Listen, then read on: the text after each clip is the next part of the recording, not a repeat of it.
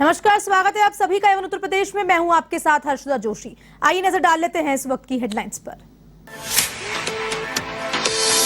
महंगाई के खिलाफ दिल्ली में कांग्रेस का हल्ला बोल। महारैली में राहुल ने केंद्र सरकार पर साधा निशाना। कहा, महंगाई और बेरोजगारी के कारण बढ़ रही देश में नफरत, तो गहलोत ने भी मोदी सरकार को लिया आड़े हाथ।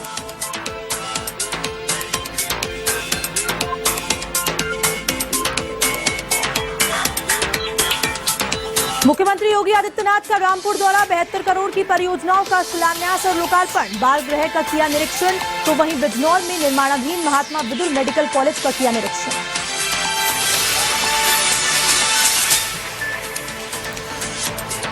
बदायूं की जामा मस्जिद में नीलकंठ महादेव मंदिर होने का दावा। सिविल कोर्ट में याचिका दायर। कोर्ट ने स्वीकार को याचिका पर 15 सितंबर को होगी सुनवाई।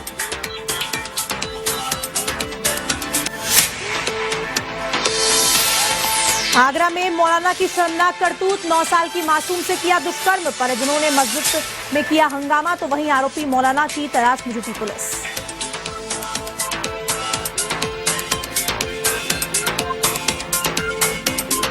गोरखपुर में पुलिस और पशु तस्करों के बीच मुठभेड़। पुलिस ने सरगना समेत 3 तस्करों को किया गिरफ्तार। पूछताछ में कई मामलों के खुलासे की संभावना, तो वहीं हापुड़ में भी 2 तस्कर गिरफ्तार।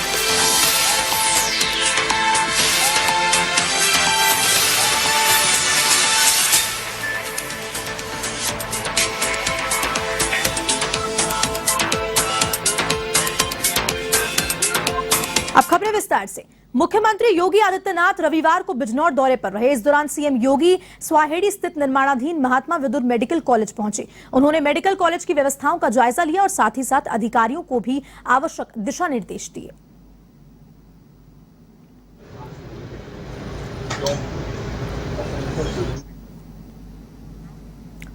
यूपी के मुख्यमंत्री योगी आदित्यनाथ रामपुर दौरे पर हैं। रामपुर में सीएम योगी ने बाल संप्रेषण गृह का निरीक्षण किया और इसके बाद फिजिकल कॉलेज में मैदान में जनसभा को भी संबोधित किया। इस दौरान सीएम योगी ने 72 करोड़ की परियोजनाओं का शिलान्यास और लोकार्पण किया।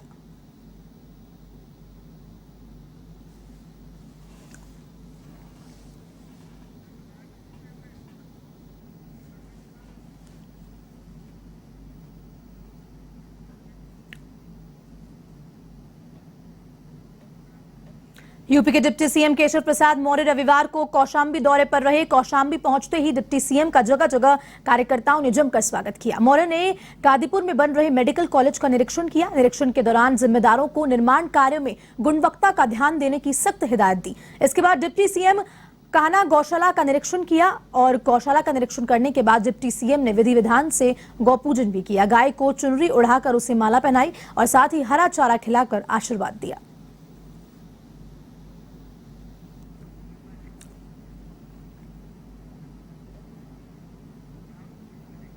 सीतापुर के सिधौली के ग्राम पंचायत गाड़ी रावा में उप मुख्यमंत्री ब्रजेश पाठक दौरे पर रहे और प्राथमिक विद्यालय में गोद भराई रस्म कार्यक्रम में शिरकत की। इस दौरान उन्होंने दीप प्रज्वलन के साथ साथ नौनियाल बच्चों को अन्न खिलाकर आशीर्वाद दिया और वहीं आंगनबाड़ी केंद्र का निरीक्षण करते हुए कहा कि हम मरीजों को भगवान की तरह देखते हैं और उनके स्वास्थ्य के लिए हमारी सरकार सजग है।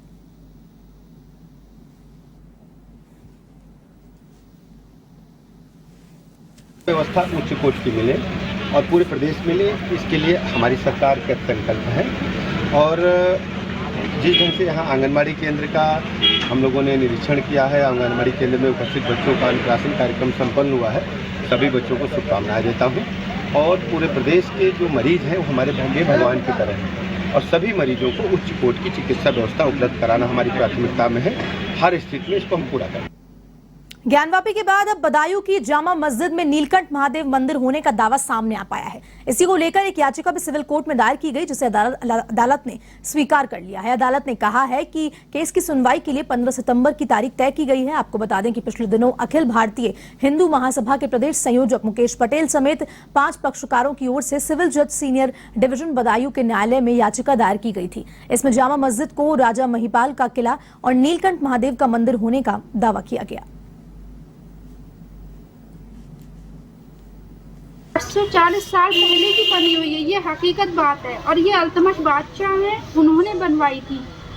तो सब हिंदू मुसलमान सब भाई भाई हैं और ये तो यहाँ मुसलमानी एरिया भी है, यहाँ जामा मस्जिद है तो जाहिर सी बात है, कोई और कहना चाहे कि दबाव डालना चाहे कि ये जैसे किला था या कुछ था, तो ऐसा नहीं है। मैं अखिल भारत हिंदू महासभा का प्रदेश संयोजक हूँ और अखिल भारत हिंदू महासभा के राष्ट्रीय अध्यक्ष राजश्री चौधरी के आदेश अनुसार बदायूं में नीलकंठ महादेव मंदिर के प्रकरण को लेकर मैं कोर्ट गया हूँ और सारे साक्ष्यों के हिसाब से मैंने पूरा सर्च किया है और सर्च करने के बाद मैं जो है कोर्ट में मुकदमा पेश किया है और कोर्ट ने हमारी स्वीकार कर लिया है।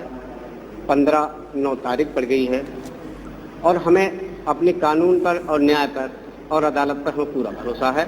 ये कभी शिव मंदिर नहीं था, ना है, ना होगा कभी। ये 12वीं ईस्वी में बनाई हुई एक शानदार हिंदुस्तान की इमारत है, जिसका गुंबद हिंदुस्तान में सबसे बड़ा गुंबद है।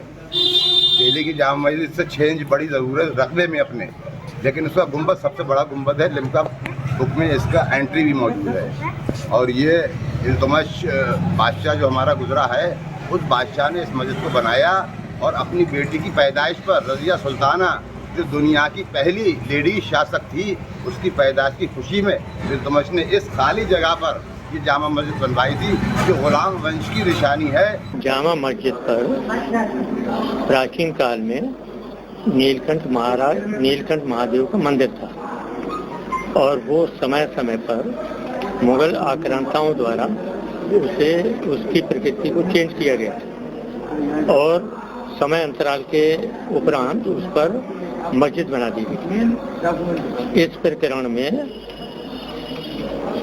वादीगण ने दावा दायर किया है कि उसमें जामा मस्जिद जिसे कहते हैं, उसमें नीलकंठ महादेव का मंदिर है।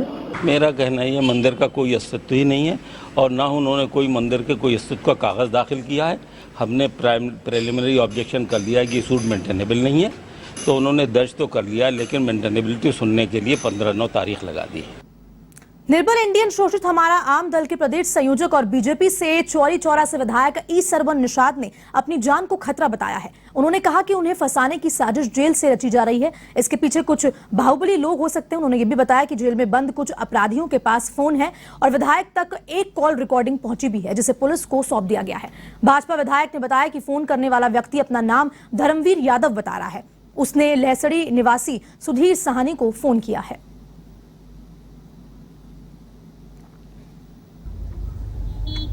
देखिए, अपराधी का काम ही है अपराध करना, इनका पेशा होता है अपराध करना। सपा सरकार में जो है ये इतने अपराध कर चुके थे जिन्हें योगी सरकार ने जेल भेजा और ये जेल में रह रह के फड़फड़ा रहे हैं। ये बाहर निकलने का प्रयास कर रहे हैं, मगर ये कहीं से भी इनके लिए कोई रास्ता नजर नहीं आ रहा है। हम इन्हें बता देना चाहते हैं, ये सपा सरकार नहीं है, ये भारतीय जनता पार्टी की सरकार है, योगी की सरकार है, मोदी की सरकार है। यहाँ योगी सेवक, संजय सेवक और समाज सेवक हम लोग जैसे लोग यहाँ रहते हैं और अपराधियों को यहाँ इस जमीन पर और उत्तर प्रदेश में कोई जगह नहीं है। मैं इन्हें बता देना चाहता हूँ कि मैं निषाद राज का बेटा हूँ, समाज का सेवक हूँ।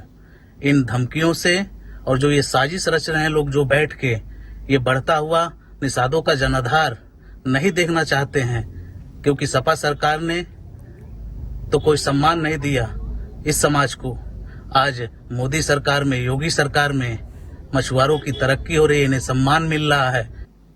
खबर सोनभद्र से है, जहां अज्ञात कारणों से स्प्रिट केमिकल के गोदाम में भीषण आग लग गई और देखते ही देखते आग ने विकराल रूप ले लिया, जिसके बाद क्षेत्र में हड़कंप मच गया। वहीं मामले की जानकारी मिलने के बाद अनपरा पुलिस और दमकल की गाड़ियां मौके पर पहुंची और कड़ी मशक्कत के बाद आग पर काबू पाया गया। चालू करो चालू करो चालू करो चालू करो। दूर रहो दूर रहो दूर रहो दूर रहो।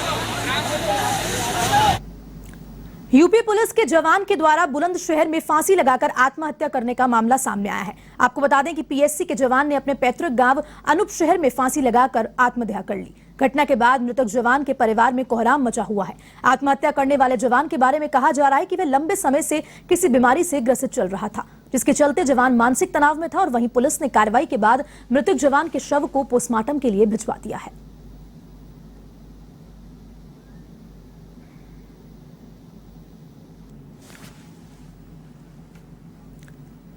यूपी के आगरा में इलाज के दौरान एक कैदी फरार हो गया। दरअसल कैदी नीरू को एसएन मेडिकल कॉलेज में इलाज के लिए लाया गया था। इस दौरान कैदी मौके का फायदा उठाकर वहां से फरार हो गया। कैदी के फरार होने के बाद पुलिस प्रशासन में हड़कंप मचा हुआ है। पुलिस कैदी की तलाश में अब जुटी हुई है।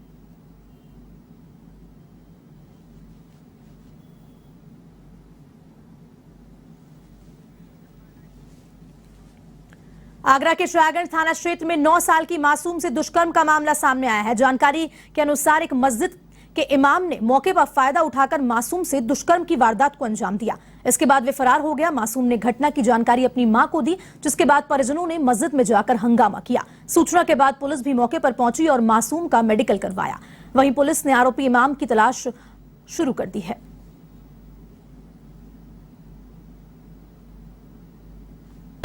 लड़की मस्जिद में पढ़ने जाती है तो हाफिज जी ने उसे पानी मंगाने के लिए ऊपर भेजा और खुद भी पीछे पीछे पहुंच गए। तो उससे उसकी कपड़े उतारे हैं और खुद ने अपने भी उतारे हैं। तो उसके 2-4 मिनट बाद लड़की भागी आई है। उन्होंने घर पे आके कही अम्मी से, जिसमें अम्मी गई है उसकी, तो उन्होंने मारा पीटी करी हाफिज जी के संग। जो बस्ती वालों ने हाफिज जी को वहाँ से निकलवा दिया है। उत्तर प्रदेश के बुलंदशहर में गोरक्षा दल में पुलिस की मदद से गौवंशों से भरा ट्रक पकड़ा है। ट्रक में करीब 1.5 दर्जन गौवंश बरामद हुए हैं, जिन्हें स्थानीय गौशाला भिजवा दिया गया है। इस पूरे मामले में एक तस्कर को मौके से गिरफ्तार किया गया है। ये भी बता दें कि सैकड़ों किलोमीटर दूर तक गौ तस्करों का पीछा करने के बाद गौवंशों से भरे ट्रक को पकड़ा है और गौरक्षकों के मुताबिक तस्कर गौवंशी को हरियाणा के मेवात पहुंचाने की तैयारी में थे।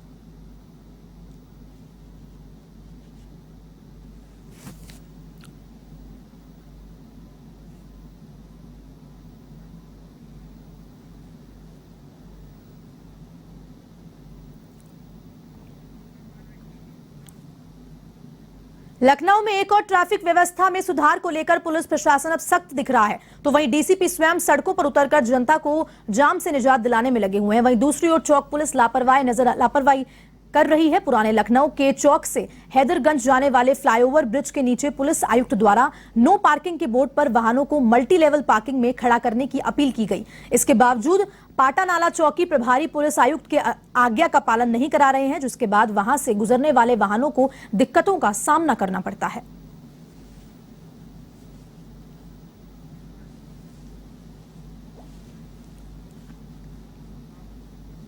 यूपी के इटावा से एक महिला के द्वारा ग्राम प्रधान की पिटाई करने का वीडियो सोशल मीडिया पर जमकर वायरल हो रहा है, जिसमें एक महिला ग्राम प्रधान की बाल पकड़कर बीच सड़क पर जमकर पिटाई करते हुए दिखाई दे रही है, जिसका कुछ लोगों ने वीडियो बनाया और उस वीडियो को सोशल मीडिया पर वायरल कर दिया। दरअसल वायरल वीडियो चकरनगर क्षेत्र के खरीदी गांव का है, जहां पर एक मनरेगा में काम करने वाली महिला ने ग्राम प्रधान से परेशान होकर ग्राम प्रधान की बीच सड़क पर पिटाई करनी शुरू कर दी। महिला ने आरोप लगाया कि ग्राम प्रधान उसके साथ छेड़छाड़ और अभद्रता कर रहा था, जिसका महिला ने विरोध किया तो महिला पर ग्राम प्रधान हावी हो गया, जिसके बाद पुलिस हरकत में आई और महिला की शिकायत के बाद ग्राम प्रधान के खिलाफ कानूनी कार्रवाई की।